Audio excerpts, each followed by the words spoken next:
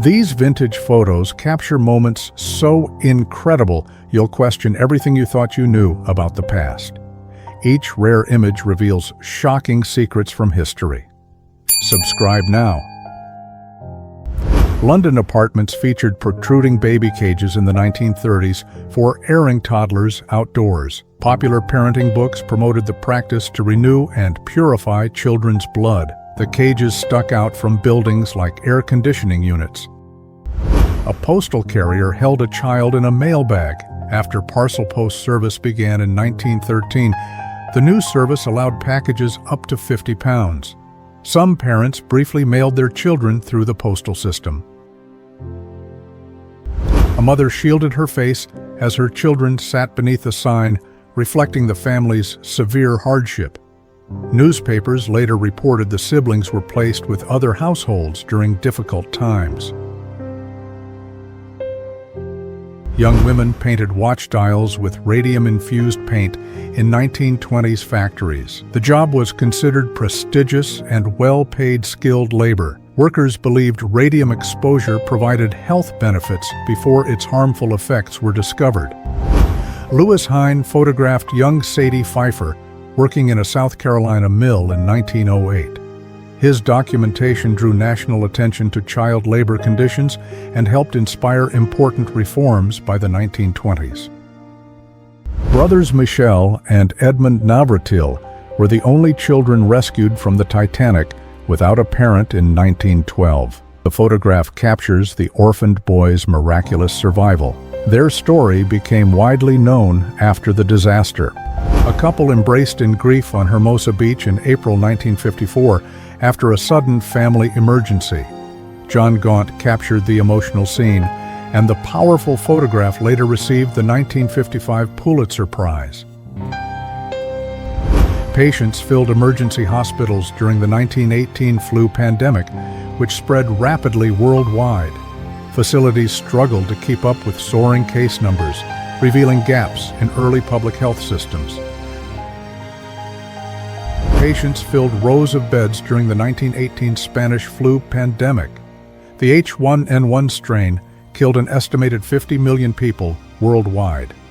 Overcrowded emergency hospitals struggled with critically ill patients. A 1922 Toronto Daily Star headline announced major progress in diabetes treatment. Before insulin, outcomes were extremely poor. The breakthrough marked a turning point, giving patients a realistic chance at long-term management. The Wright brothers achieved the first successful airplane flight on December 17, 1903, near Kitty Hawk, North Carolina. They invented three-axis flight control. European skeptics initially doubted their achievement. Orville Wright and friend Edwin Sines worked in the Wright bicycle shop in 1897. The brothers' mechanical expertise from their bicycle business led to airplane innovations. They built their first engine with Charlie Taylor. Charles Lindbergh stood beside his aircraft after completing the first solo non-stop transatlantic flight in 1927. The voyage wrote a new aviation history chapter. His achievement inspired future aviators. The Hindenburg airship featured an elegant dining room with white tablecloths and large windows in the 1930s. Passengers enjoyed luxury dining while traveling across the Atlantic. The promenade offered panoramic views during flights. Did any of these remind you of family stories? Comment which photo connected with you personally. History is more than dates, it's real lives. Every image tells an untold story. Now let's explore history together. Don't forget to subscribe. Maurice Garin won the first Tour de France in 1903, a publicity stunt created by French newspapers. The race began outside a Paris bar. It rapidly expanded into cycling's legendary championship. French biologist Louis Boutin captured the first underwater photograph in 1893. He developed waterproof camera equipment and underwater flashbulbs. His innovation revolutionized marine biology and underwater exploration methods. Dottie Fraser became the first certified female scuba instructor in 1955. She owned dive shops and produced commercial wetsuits. Her career broke barriers in the male-dominated diving industry.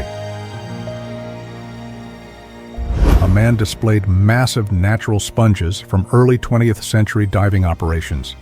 Greek divers harvested specimens from deep Mediterranean and Caribbean waters. The sponge trade peaked before disease and synthetics ended it. A vendor showcased harvested natural sponges on a city street. Florida's Tarpon Springs became America's sponge capital through Greek immigrant divers. Overfishing by the 1930s destroyed this natural resource trade. Dutchmen delivered beer on ice skates across frozen canals in the early 1900s. Natural ice skating remains a beloved Dutch tradition. The Netherlands celebrates outdoor skating during rare freezing temperatures. A man rode the cyclomer, an amphibious bicycle designed for land and water in Paris, 1932. The invention could carry loads up to 120 kilograms. Large spherical floats enabled the bicycle to travel across water. Photographer Inge Morath captured Linda the llama riding home via Broadway after a television appearance. The 1957 Life magazine assignment featured animals living with trainers. The photograph became Morath's iconic image. This early Japanese humanoid robot displayed exposed electrical parts for visual effect in 1932. The design influenced later Japanese robot aesthetics. Visible inner workings became a common feature. Antoni Gualsegura and Radio Villafranca colleagues built El Chispas in the 1950s. The robot moved arms, spoke, and displayed sparks. Its Fiesta Mare debut created a sensation. Children used plastic drawing screens on TVs while watching Winky Dink and You. The show let viewers trace pictures with crayons. It pioneered interactive television decades before modern technology. A young boy gazed at a television display through an appliance store window in 1948. Most families could not afford TVs. Store window viewing became popular public entertainment. Swimmers watched Russian Ambassador Jacob Malik filibustering at the UN Security Council in 1950. Television brought global politics to everyday spaces. Even leisure activities paused for major events. Grade school children watched educational programming during Minneapolis's public school strike in 1951. Television became an emergency teaching tool when classrooms closed. The first Consumer Electronics Show opened in New York City in June 1967 with 7,500 attendees. Over 100 exhibitors showcased consumer gadgets. Motorola chairman Bob Galvin delivered the keynote address. CES became the launchpad for innovations transforming everyday life. The video cassette recorder debuted in 1970, followed by camcorders and CD players. Later years introduced mini-disc, DVD, and Xbox. Operators worked at the UNIVAC mainframe computer in the early 1950s. UNIVAC gained fame predicting Eisenhower's 1952 presidential landslide victory. The computer correctly predicted the outcome when polls showed a close race.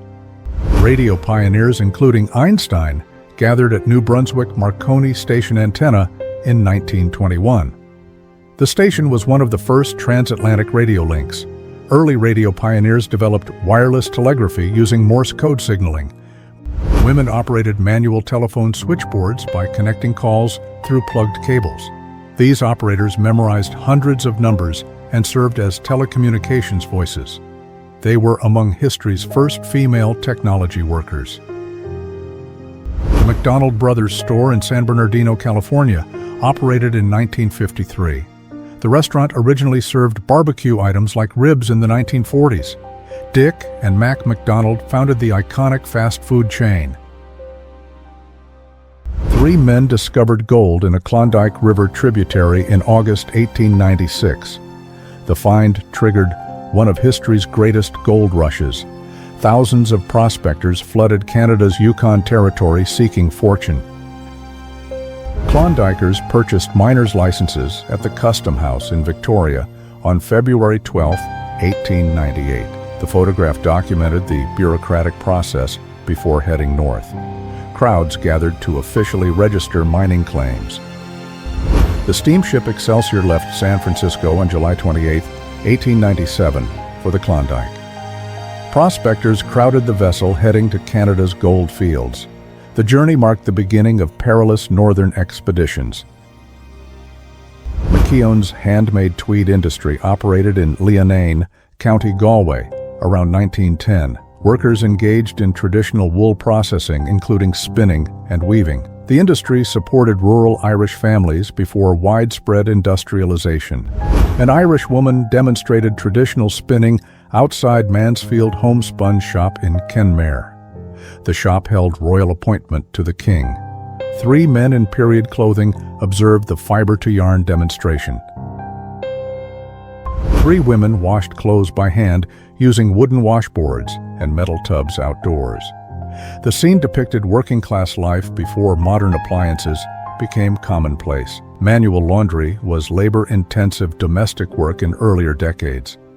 Henri Cartier-Bresson photographed 3 women washing clothes in a rural Epirus stream. The 1961 image captured daily life with geometric composition. A woman raised a paddle to beat laundry. Icelandic women washed laundry using natural hot springs in the early 20th century. The photograph captured traditional domestic labor in rural Iceland. Women worked together using geothermal water for household tasks. Sheep grazed in London parks during the 1920s and 1930s to reduce mowing costs.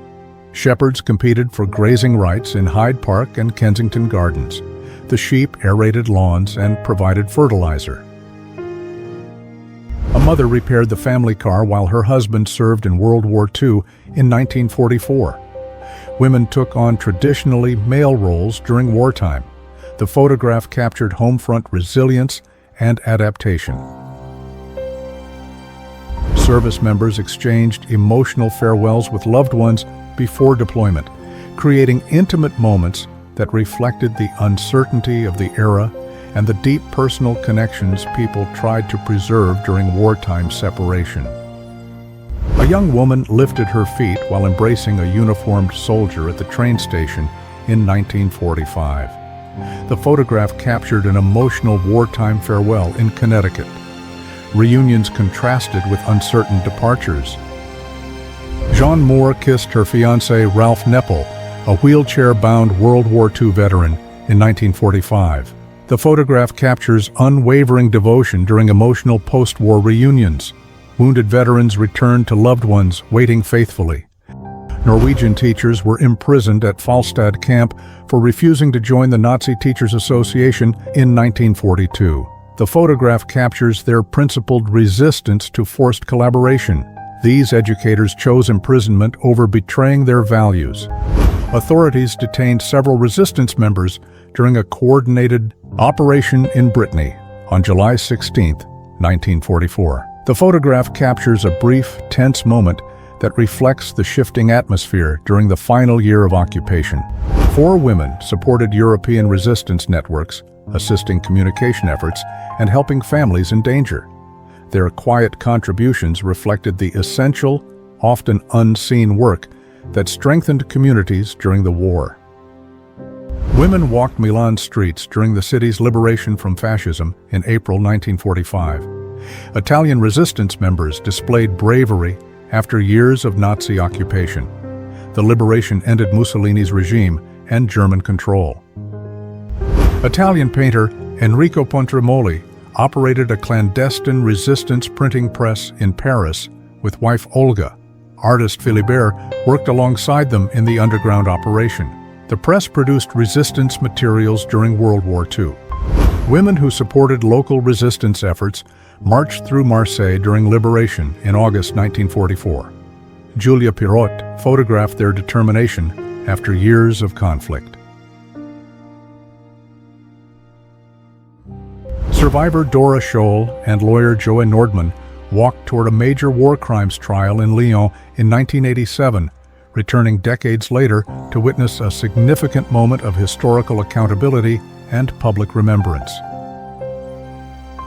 Post-war demonstrators marched for military pension recognition for immigrant families who died for France. The protest displayed photographs of fallen soldiers, including Misak Manouchian. Families demanded equal treatment for immigrant veterans. Students and workers linked arms during the May 1968 protests in Paris. The demonstrations grew into a general strike involving 10 million workers. Henri Cartier-Bresson captured this moment, challenging de Gaulle's government. 15-year-old Dorothy Counts faced hostility from white students at newly desegregated Harding High School in Charlotte, 1957. Her father told her to hold her head high. Photographer Douglas Martin captured her courage. Civil rights activists rode interstate buses to challenge segregation in the South. CORE organized the Freedom Rides, testing Supreme Court rulings on public transportation. Riders faced hostility and prosecution throughout Alabama. Over 1,000 black students marched against racial segregation in Birmingham. Police used force against young demonstrators. The harsh response shifted public opinion toward federal civil rights legislation. American sprinters Tommy Smith and John Carlos raised black-gloved fists during the medal ceremony at the 1968 Olympics. Photographer John Dominus captured the protest, symbolizing demands for racial equality in America. Roger Mills and Berta Dixon married in Mississippi in 1970, following the nationwide legalization of interracial marriage. Their union marked a significant milestone in local civil rights progress. An officer conducted an interview with a woman affected by wartime conditions shortly after liberation in August 1945. The photograph documented the human stories revealed as the conflict ended. Dorothea Lange photographed Florence Owens Thompson with her children at a pea pickers camp. The iconic image symbolized Great Depression hardship. Publication prompted the government to deliver emergency food relief. Carl Maidans photographed a mother and children near the Tennessee River during the Depression. The 9-member family lived in a makeshift Route 70 settlement. Her flour sack dress symbolized poverty, resourcefulness. Women and a baby navigated a cramped brick alleyway in Rouen Eastern District slums. Photographer Henri Celeste documented urban living conditions for sociological research. His 106 negatives revealed post-war French urban poverty. Jacob Rios documented a Lower East Side neighborhood residence in the 1880s. His work exposed poverty and crime in immigrant neighborhoods. The photographs led to New York's 1901 Tenement House Act. Patients waited in hospital corridors near laboratory and pediatrics departments during the 1940s. Wheelchairs and wooden benches lined institutional hallways. This scene reflects early modern American healthcare facility design. The hospital opened in 1907 as a specialized home for disabled boys in Clapham. It relocated to Ruislip and became St. Vincent's Orthopedic Hospital. The institution provided crucial early 20th century medical care. Edith Shaw posed at Provident Hospital's outpatient department as a nursing student. Provident Hospital trained African American nurses during segregation. The institution provided crucial medical education opportunities in 1930s Chicago. Photographer Arnold Gentha captured everyday Japanese life during his 1908 Meiji period visit. Unlike other Western photographers, he documented candid moments instead of staged exoticism. A woman and child posed with a donkey in Latakia, Syria for National Geographic. The city continued ancient Phoenician trading traditions, exporting famous tobacco. Latakia tobacco was fire-cured for distinctive smoky flavor. A Jerusalem street scene from 1920 showed the Deutsche Palästina Bank sign. The photograph documented the multicultural presence in the region. Various communities coexisted in early 20th century Jerusalem. A man searched for books in the towering stacks of Cincinnati Public Library before its 1955 demolition. The magnificent building featured multi-story shelving and ornate architecture. An office building and parking lot replaced it. French students shook their school bags for a photographer at the start of a new term in 1932. The photograph captured traditional first-day customs. Children displayed excitement for the academic year. Students at Vestheim School for Girls sat on steps in Oslo after World War II ended. The 1946 photograph captured post-liberation Norway's return to normalcy. Young people resumed education after years of occupation. Author F. Scott Fitzgerald posed with wife Zelda in Montgomery, Alabama around 1920. The couple became America's first celebrity pairing during the Jazz Age. Their glamorous lifestyle masked personal challenges and health difficulties. A father and son shared a light-hearted moment during a portrait session in the 1910s. The playful photograph captured informal family dynamics. Studio portraits occasionally revealed spontaneous emotions beyond formal poses. A bride and groom walked through a narrow street in Sipiciano, Campania during their wedding procession. The 1973 photograph captured traditional Italian village wedding customs. Stone walls framed the couple's ceremonial walk. Salvatore Ferragamo posed with wife Wanda and 6 children at their Florence home. The renowned shoemaker founded the luxury fashion house bearing his name. He died in 1960 at age 62. 19-year-old Brigitte Bardot appeared at the 1953 Cannes Film Festival, where early publicity photographs introduced her to international audiences and signaled the beginning of her influential career in global cinema. Jeff Bridges starred as Jake Rumsey, a Civil War draft dodger, in the 1972 revisionist Western. The film depicted frontier life without Hollywood romanticism during the Vietnam War era. Women restrained another woman in the Greek drama Gymnoi Stodromo. The 1969 film explored love and social prejudice through class tensions. Director Giannis Dalianidis starred Zoe Lascari and Nikos Kourkoulos. Malian photographer Malik Sidibé captured a young couple dancing on Christmas Eve 1963 in Bamako. Known as the Eye of Bamako, he documented post-colonial youth embracing new freedoms and Western fashion. Bessie Stringfield became the first African-American woman to ride solo across the United States. She served as Army motorcycle courier during World War II. She proved her skills to Miami police after harassment. Photographer Ormond Gigley arranged 43 women in colorful dresses across brownstone windows before demolition in 1960. He recruited volunteer models for the 2-hour Manhattan shoot. The iconic image captured 5 floors. Margaret Bourke White photographed Gandhi reading beside his charkha spinning wheel in 1946. Gandhi promoted homespun cloth over British goods. The image became iconic after his assassination. W. Eugene Smith photographed Dr. Ernest Terriani during a 23-day assignment in Kremling, Colorado. The photo essay followed the rural physician treating a ranching community. It became history's most influential photo essay. Kenyan athlete Sabina Chibichi won a race in 1973 while running barefoot and wearing a dress. Her unconventional athletic attire defied expectations. Aboriginal Tasmanian Fanny Cochrane Smith sang into her phonograph in 1903 to preserve her culture.